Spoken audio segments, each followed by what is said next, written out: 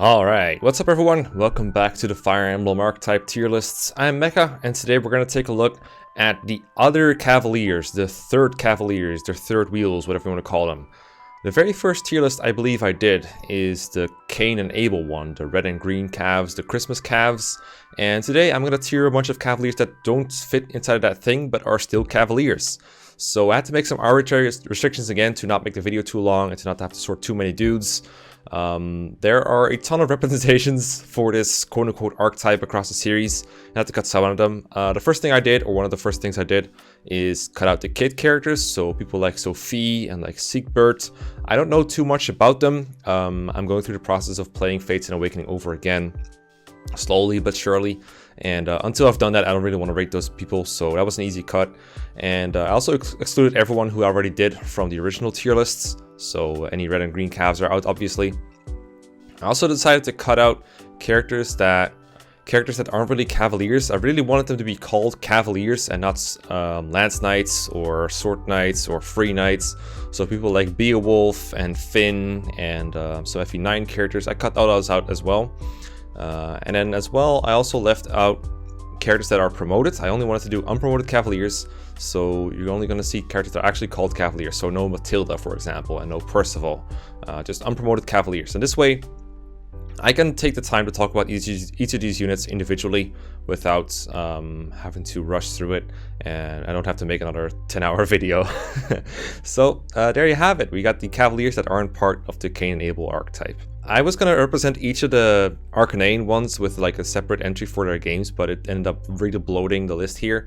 And really, I just want to talk about all of them without too much worrying about putting them in exactly the right spot. So I put one character each for Mathis, Hardin, Roche, Violent, Cecil, Luke, and Brody. Even though they're in a bunch of games, Frey as well. These units can be found depending on which one you talk about in like FE1, FE3, both books, FE11 and FE12, and tiering them all separately would just it would just like really overemphasize Arcanea. And as much as I love it, I want to represent the others as well. So this way, I'm just going to talk about all of them in each of their games, but not in I'm not going to tier them separately. We'll just make like an average of it. And then we have Clive from Gaiden and Shadows of Valentia. We have Eris from Genealogy of the Holy War. We have Callion from Thracia, we have Noah and Trek from Binding Blade, we have Lowen from the Blazing Blade, we have Franz from Sacred Stones, and I got Perry and Silas from Fates. Again, no kids, so no Siegbert, no Sophie, and yeah, that's pretty much all there's to it. Let's get to tiering them. So first off, we have Mathis. I don't think there is a single good incarnation of Mathis, unfortunately, in any Fire Emblem game, even though he's in all the games I just named, and he's basically the same for all of them, roughly. He just joins like a little past the early game, like in chapter 4 or so, in both like in basically all the incarnations that he's in. It's basically always the same thing. Talk to him with Lena or Julian, he joins you, and you're like, well, shit, he's worse than my other Cavaliers, goodbye, and you just bench him. In FE1 and FE3, at least he has like a good class going for him. He's a Cavalier at least, depending on the game. That could be pretty good or still pretty good, but with a bit of dismounting. But generally, I just find Mathis' stats to be kind of laughable, and there's no reason to use him over anyone else, even like non-Cavaliers, because his combat is so bad. In FE11, FE12, he kind of has the boon where he can reclass a little bit more, especially FE12, where he's in the male set, so he can reclass to like a Wyvern eventually or something.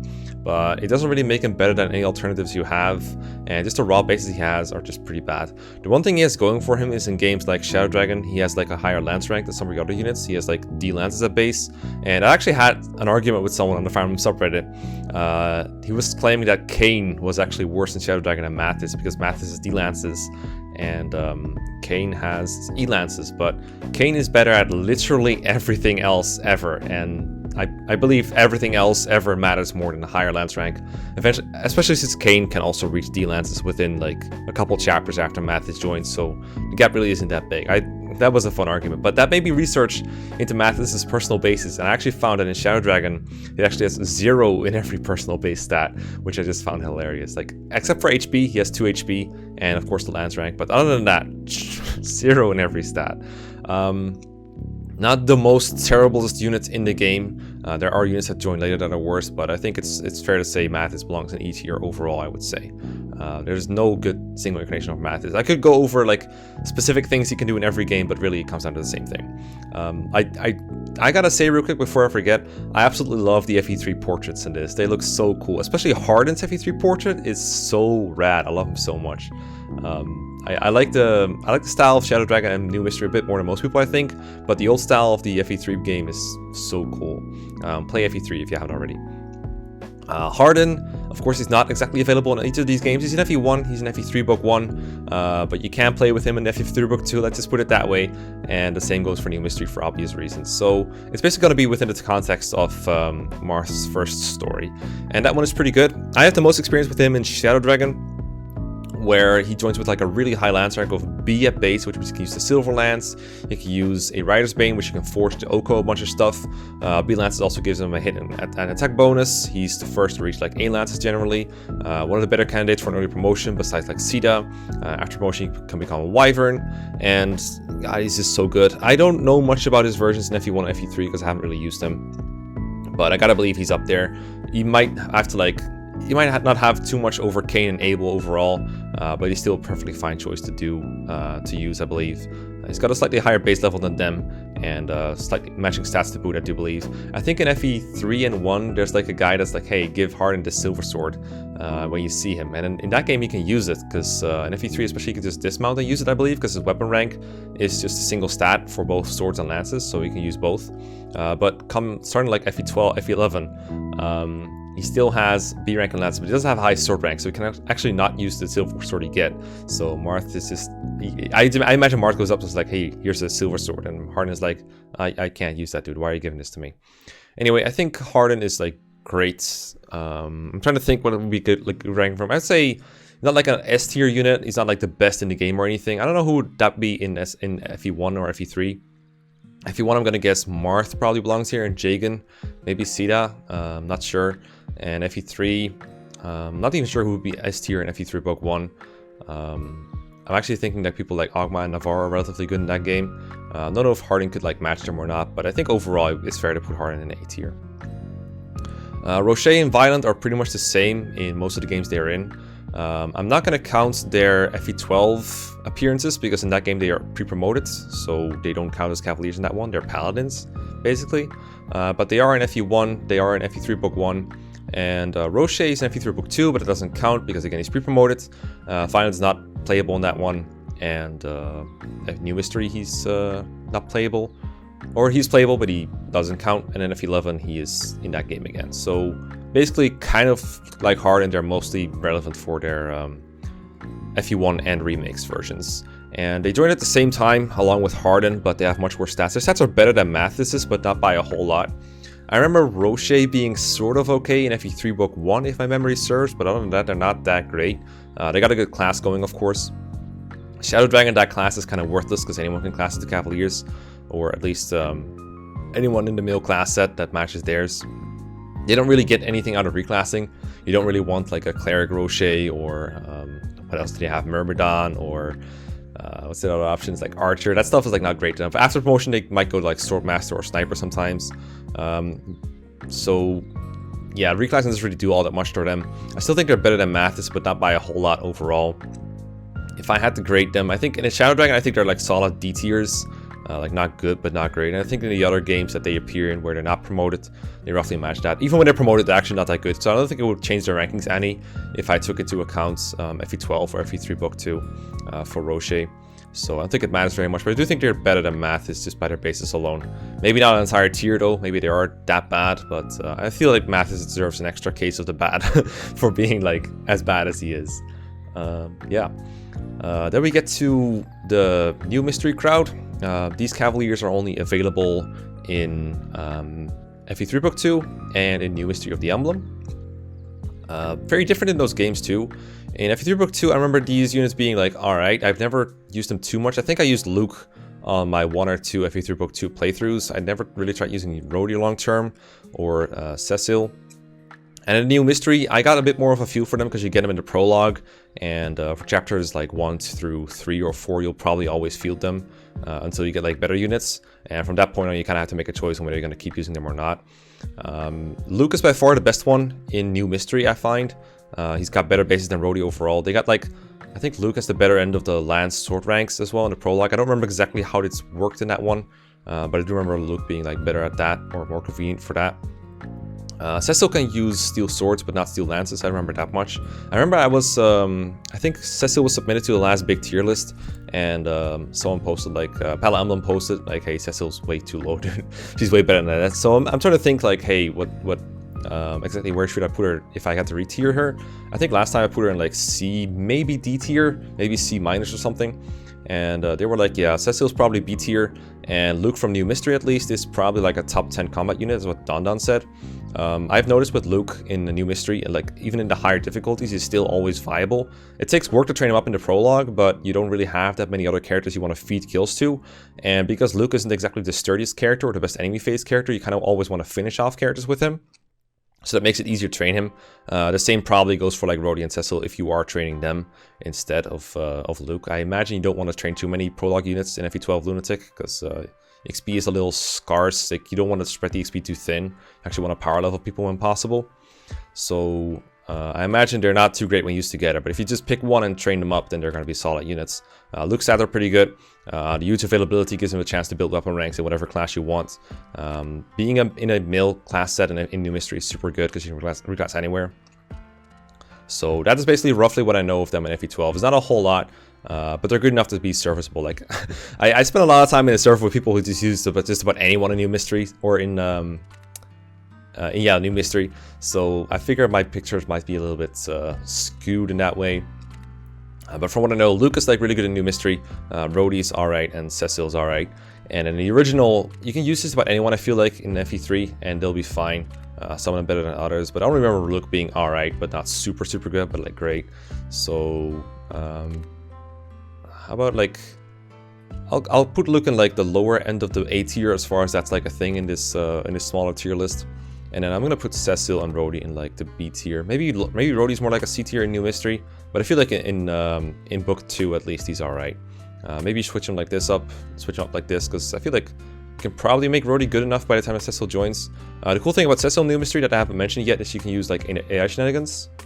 So enemies will try to move towards their favorite target in Lunatic, and Cecil is one of these people that just gets O-code, but you can make her a Pegasus Knight because she's a female, and then enemies will still move towards her, and that can let you distract them from other units that you don't want to get attacked, or stagger them a little bit so you don't face them all at once. So she's useful without ever fighting.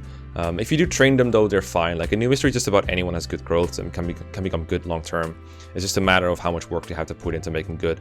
And I feel like in that aspect, Luke is better off than the other two, but the other two are still viable. I could see these two being like more like C tier though. I'm not entirely sure. Then we have Frey. I put a Shadow Dragon sprite because he doesn't exist in the older games. He was an invention in Shadow Dragon in the tutorial.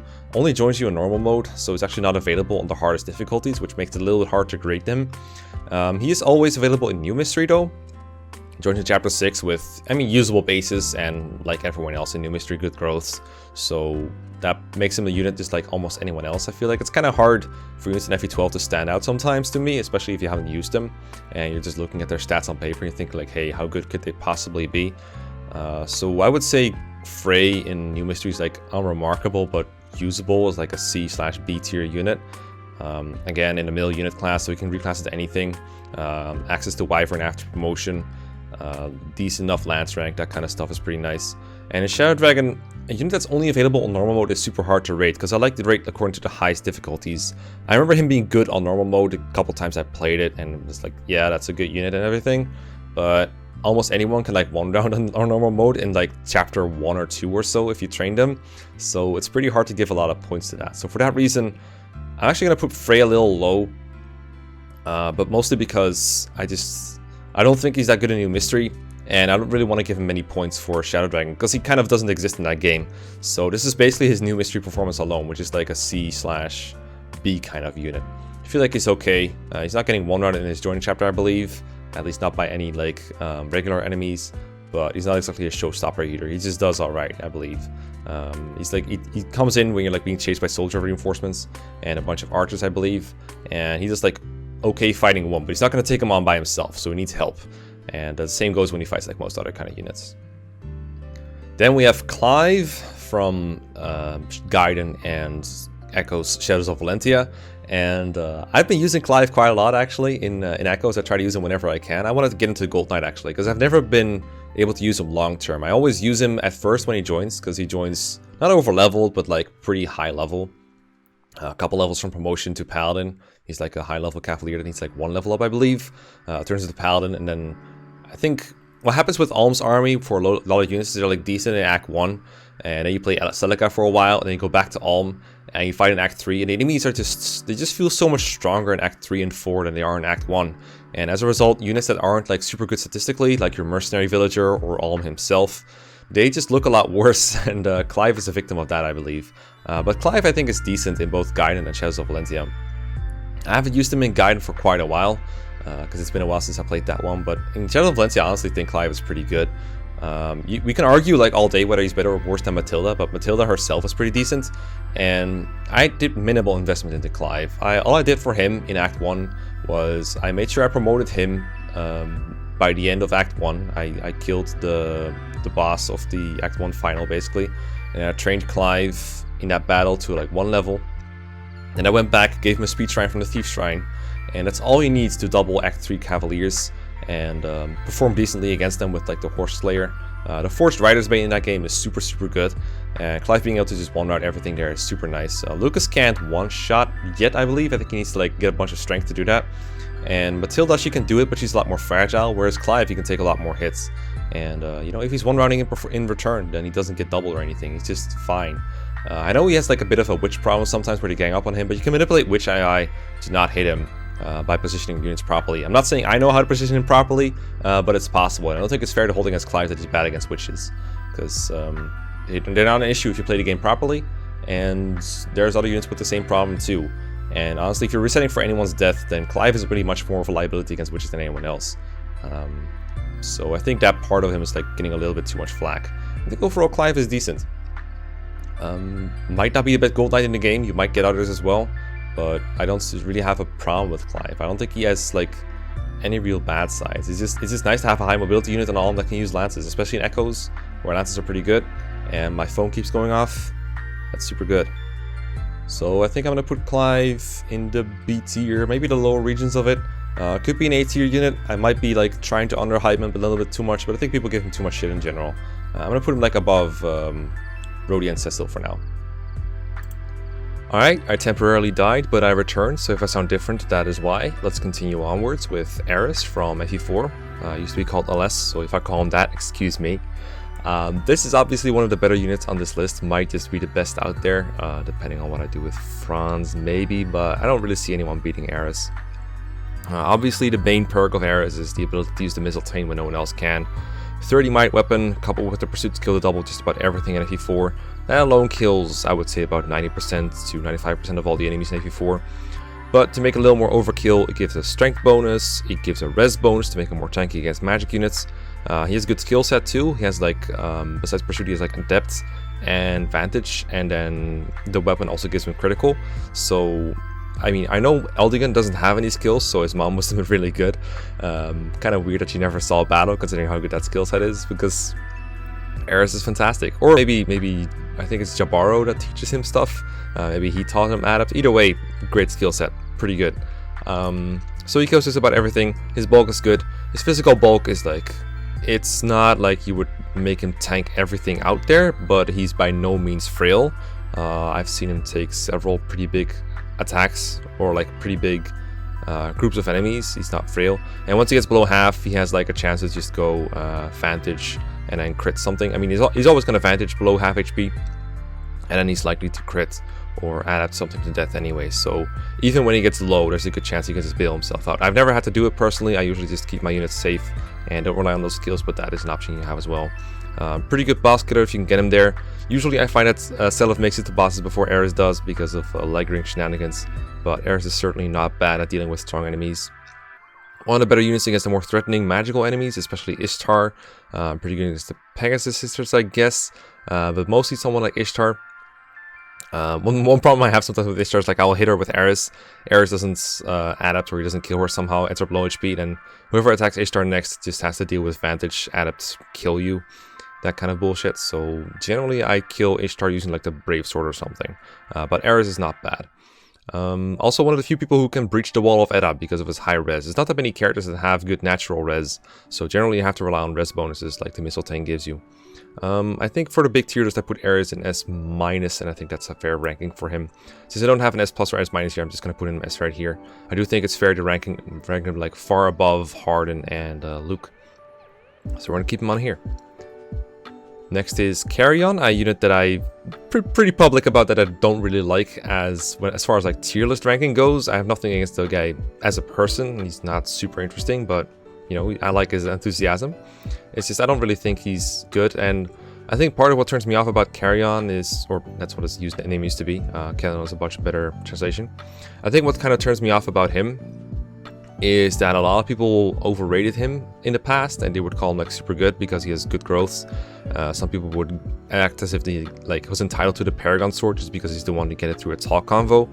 But I think the main thing about the Paragon Sword is you want to give it to anyone who needs it at any time. You can try to trade it around, make use of the +5 res bonus it gives or +5 defense bonus it gives. And yeah, I'm not a fan of this guy's low weapon rank. I'm not a big fan of the Cavalier class in FE5. Shocking, I know, but when you're forced to dismount a lot, it's just not all that good. Now, I will say, I think Carrion is significantly better than this group of scrubs right here. I think he can be trained fairly easily. I did train him on my first playthrough. I enjoyed it a lot, actually. I just don't think he's as good as... I guess this was like a GBA FE. I would say Carrion's like a very decent unit because, I mean, his growths really stand out, and the Cavalier class is good. But in FE5, Cavalier's not an auto win to, you know, a tier list. It's not an automatic road to a high tier ranking. And D lances and E swords doesn't really get you very far in a game where weapon ranks rise so slowly, and there's not a whole lot of points where mounted utility is really a thing. So I'm gonna give Carrion. I do want to say he's like significantly better than Roche and Violent. I don't know if I put him like, if I call him a C tier overall. I think within the context of this, it looks better to put him here, but I would say overall Carrion is still like a D tier unit. So I'm going to put him around here, but I do think he's significantly better than these two. Then we get to the Fire Emblem 6 Binding Blade Cavalier duo that is not the Christmas Cavaliers. I think Trek is one of the most requested units for this kind of thing. I think when people suggest archetypes to do for next lists, people want me to do like the extra calves, and the most requested unit of them by far is, I think, Trek. But I think Noah deserves some representation as well. Can I just say I've never noticed that these two both have blue armor. I don't know if that's an alien thing. Thinking back about like the alien units like Zealot or Jarrett and what's her name? You know. I guess they all have some blue on their armor, but I never realized that they had the same color, because like usually they try to make these calves more distinct than that. I do think these two are very distinct in gameplay though. Noah, I've said before, I think I ranked him on the big tier list a little while ago. His biggest claim to fame is his sword rank. He has C at base, which is pretty high by FE6 standards. He can somehow use the killing edge, just like Rutger can, so that's kind of strange. And he's also somewhat close to promotion compared to the rest. I think his base level is like 6 compared to, I think Trek's like 4 or 5. And that actually makes him like pretty decent for 0% growth. He's actually the best Cavalier in 0% growth. I'm not rating units according to 0% growth here, but I do have like some funny trivia about 0% growths. Noah and FE6 in general. It was the first run that I commentated with Don, and I found it funny that in that run, Noah was like almost like a pre-promote to Don, and at some point he was on the Western Isles, I think in like chapter 11, and Noah as a promoted paladin along with Zealot and Marcus were rushing down to the path where you could climb, and I remember I needed all 3 of those characters to attack a generic fighter just to kill him. They didn't double, they just did like, I don't know, 10-12 damage each or something. That's what it took that took that guy down. That really sums up FE6 0% growth for me, how bad they looked at that point. Generally, I would not recommend doing an early promote Noah in a normal playthrough. He's just going to be a Marcus or Jarrett with worse weapon ranks, and you generally have all the paladin utility you need at that point. You don't really want one badly enough. You only get one Night Crest before like chapter 15 if you get Perceval late, which you should. So your promotions are precious. So you'd much rather promote Alan or Lance with that one. It already sucks enough. So that alone is like a pretty big detriment to these two, is that there's only one Night Crest. And there you're always going to have better units to promote, like Alan and Lance and, Wendy. I think in the vacuum, if you ignore that for a little bit, then Noah's like a decent unit. The promotion holds him back, but if you want to use Noah, you should probably not use Alan or Lance. Not because of class by class, but because of how detrimental it is to promote late in that game. You really want to promote by the Western Isles and have the stat bonus for that. Have someone basically carry you to victory there. Have like a paladin with good stats. I would say promoting Noah at like level 15 would be fine for him, for example. So I don't know where that leaves him exactly. The utility with like the killing edge is nice and everything, but you do have Rutger already who can do that. So it's not like you're not able to use the killing edge without him. But I do think Noah is like a little overlooked as a unit, but not a whole lot. It's like, I think most people when they play FE6 for the first time, they're already attached to the Cavaliers that they have, so they never really feel like trying out more, and I can't blame them for it. I think Noah overall is like a C+ kind of unit. I think he's better than Frey for sure, and he might be better than Cecil overall, but I don't think he really beats... actually, looking at these, he might be more of a B tier kind of guy, assuming there's like an S and an A tier above him. I'm trying to think of like what units are better than FE6. I would say he's better than kind of mediocre units like Lot and Geese and stuff like that.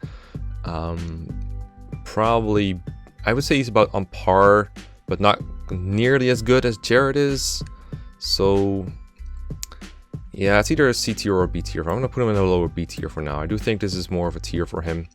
It's kind of hard to like rate him against Cecil overall as a unit because the games are so vastly different. But yeah, we're gonna go with this for now.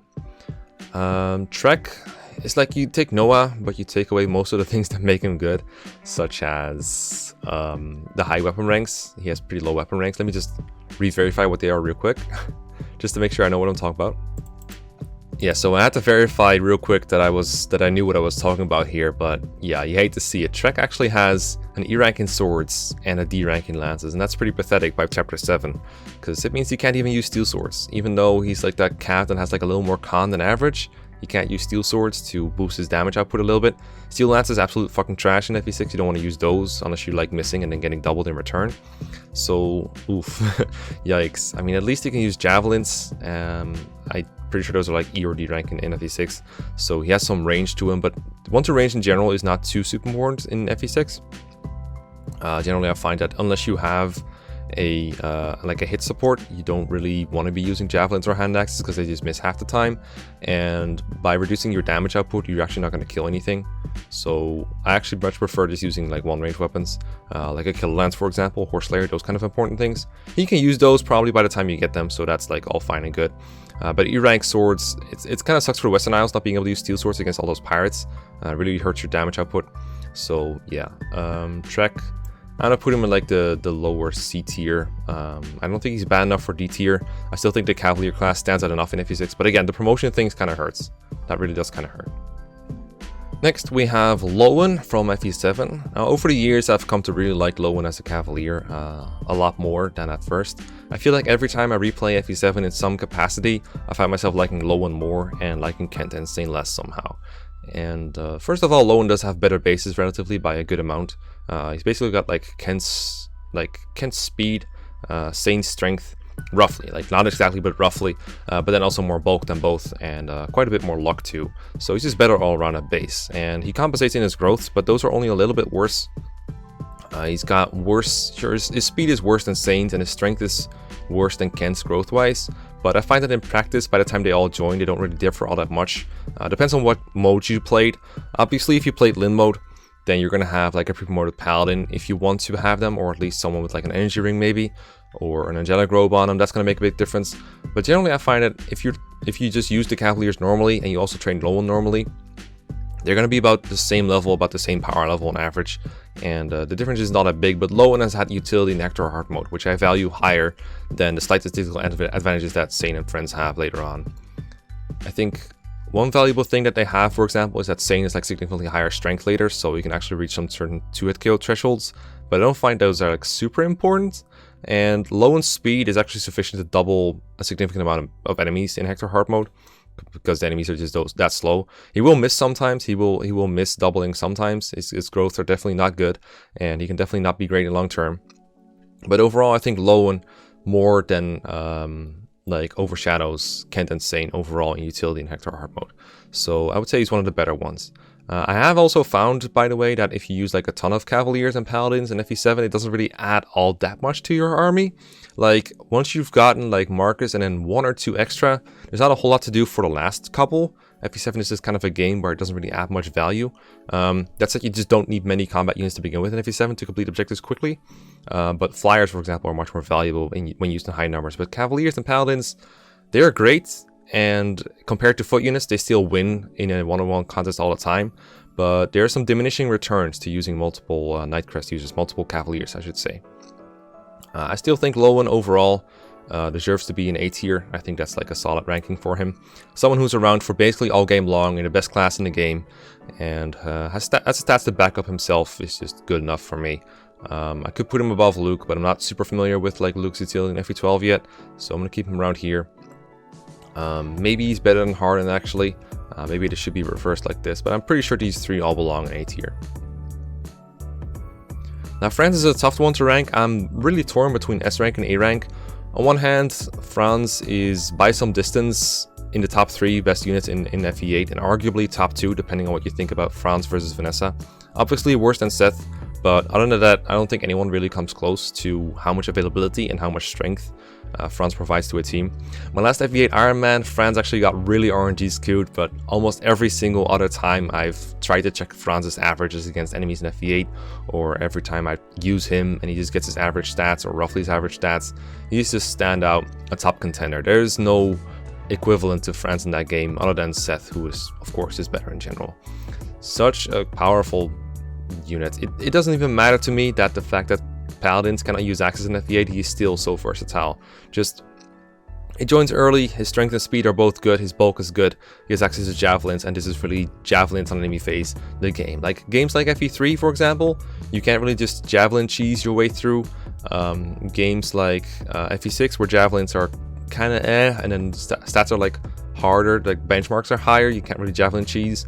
FE8 is really a game where you can just javelin everything, and Franz does it really well. So I do think he belongs at least in A tier. The question is he closer to Eris or is he closer to Harden? I would definitely say if I had an S+, S-, then maybe Franz would be S- and Eris would be S+. But then again, in the grand tier list, I had Eris as S-.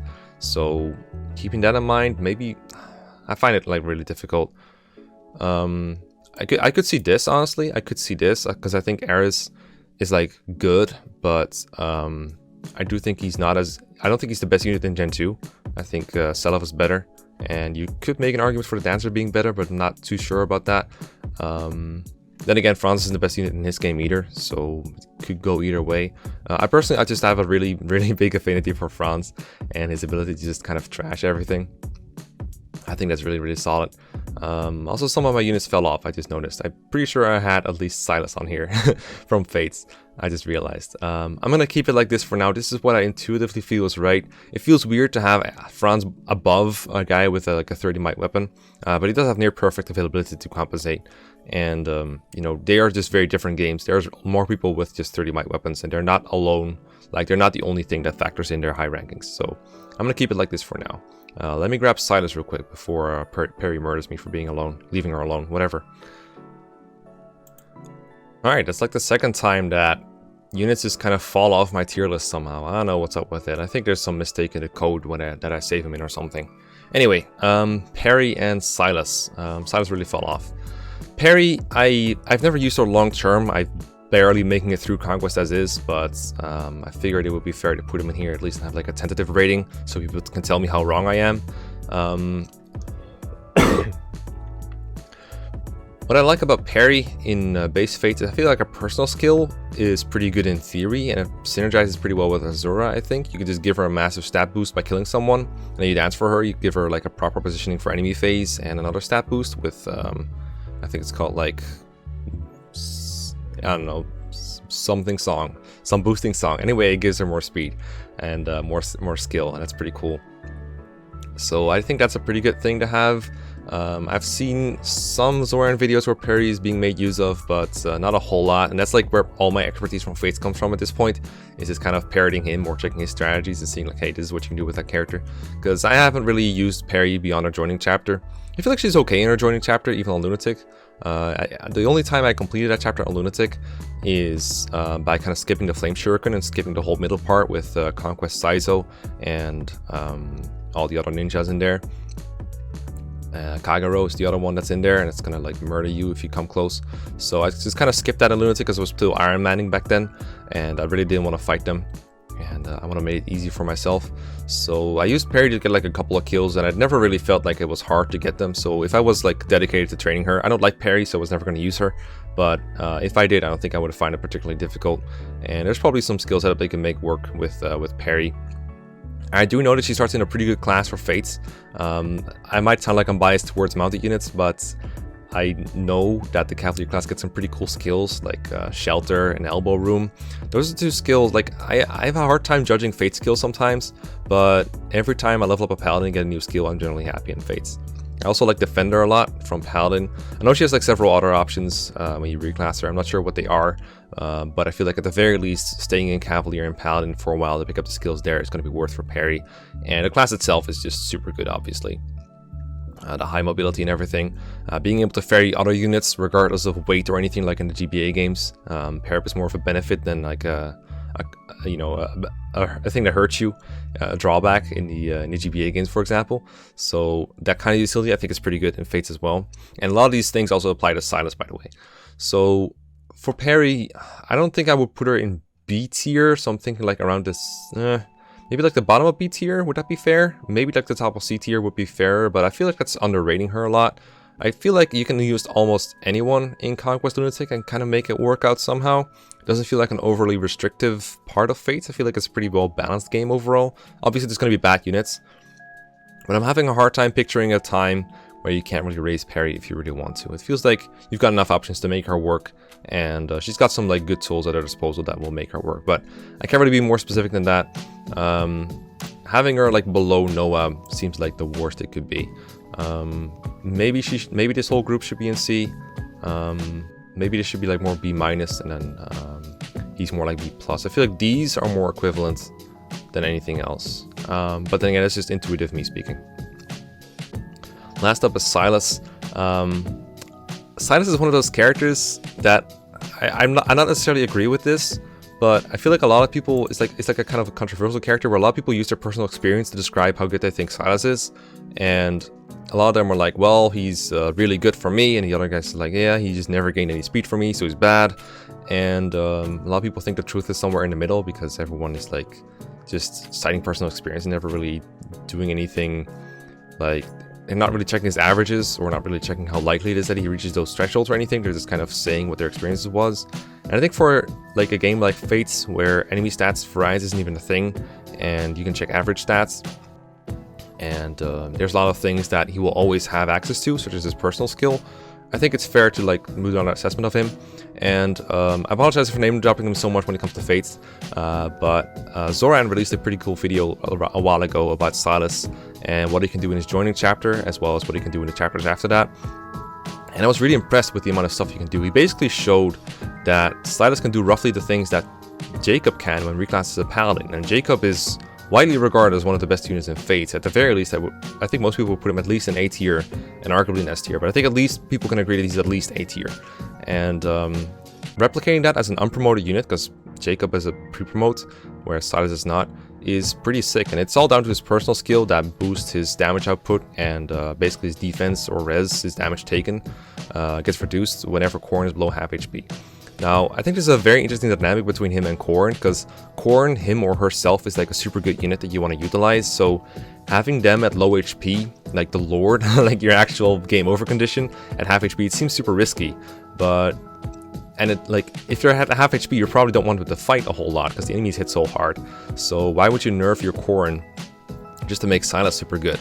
But apparently, Khorne can work out pretty well when using the Dragonstone. Like, she'll stop doubling and stuff, probably, most likely. But you can still function well with dual strikes and everything, and be pretty tanky with the Dragonstone.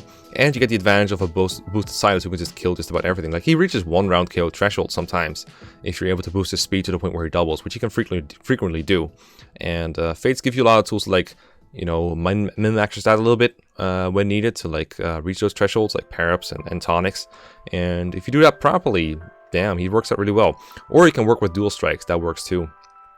You just put it next to corner or something and he'll just kill something and then attack stance. That's pretty cool too. I feel like Silas is a unit that if you play Fates properly, you plan out your builds, you plan out your damage output for a turn, you really put thoughts into your moves, then Silas gives bigger payoffs than most other units. So with that in mind, I don't mind putting Silas in A tier. As an experiment. I'm not saying he is... Like, I'm not a Fates authority by any means. I still have, like, a lot to learn about Fates and Conquest Lunatic especially. But Silas seems really, really good. And, you know, in my Iron Man, I actually promoted the guy before Chapter 10. I made him a Great Knight because I thought I needed some tanking. And then I made the mistake of sending him all the way to the left in Chapter 10. And he got surrounded by a bunch of reinforcements. His defense got sealed. And the rest, and especially Silas, is history.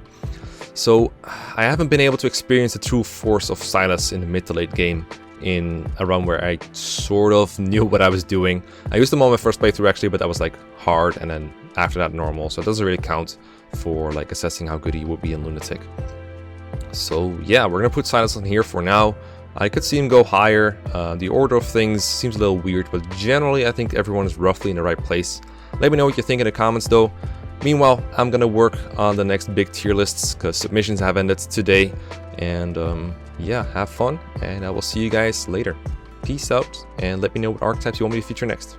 Bye!